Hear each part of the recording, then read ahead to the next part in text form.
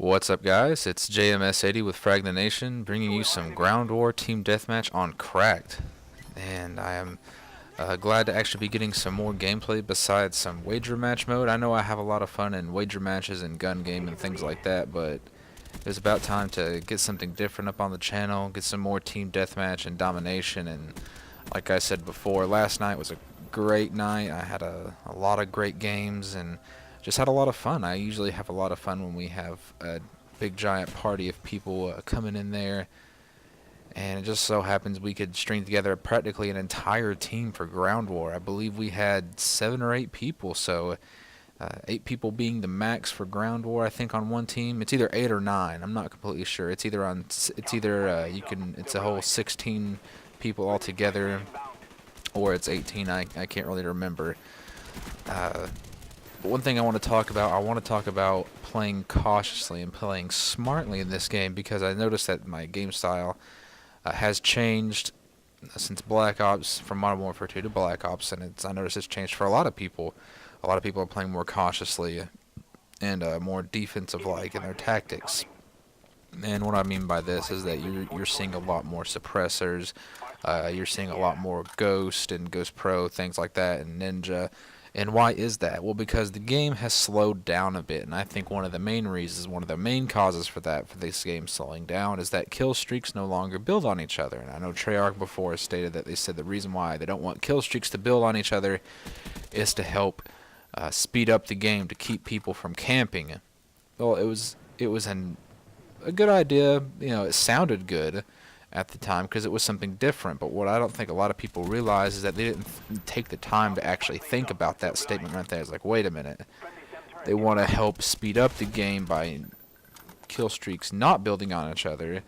Well, that could also slow the game down too, maybe, because people will be less likely to want to run out, you know, in fear that they might die and lose that kill streak, as opposed to someone they know once their kill streak is up, that kill streak could possibly build on to the next one, and the fear isn't there as much as it was before.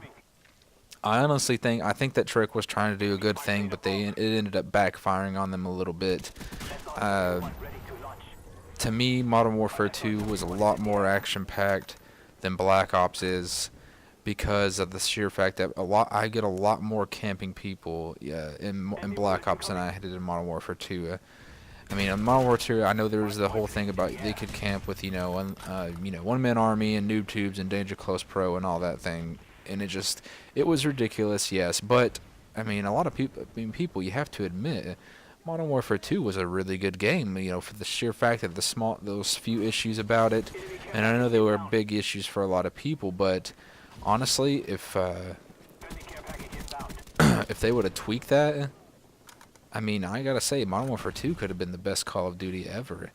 I mean, it was a lot of fun. I had a lot of fun on it, and the thing is, I mean, the noob tubing and one-man army, it could be countered in a way. If you're a good enough player and a solid enough player, you could have really avoided that in a lot of ways. And I know there was some instances where the one-man army noob tube thing, you couldn't if someone was just held up in a certain area or building and the one-man army kept on replenishing their noob tubes and their claymores, and they continued on the process over and over and over, it is a pretty solid thing, and it's really hard to get around it. It is really annoying, but the thing is, I think that Treyarch, they did a great thing by nerfing, you know, the explosions and the tubes and the rockets and whatnot, but I honestly think, though, they have set up Infinity Ward to come back with quite possibly setting them up with a good chance to have the best Call of Duty ever.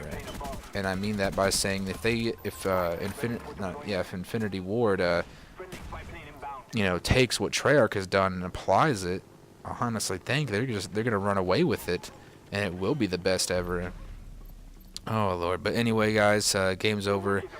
Did really well on this one, and gonna try to bring you guys some different types of gameplay tonight, hopefully, if I can get with the party, and if not, I'll just hop into free-for-all and see what I can hash out. I'll see y'all later. Peace.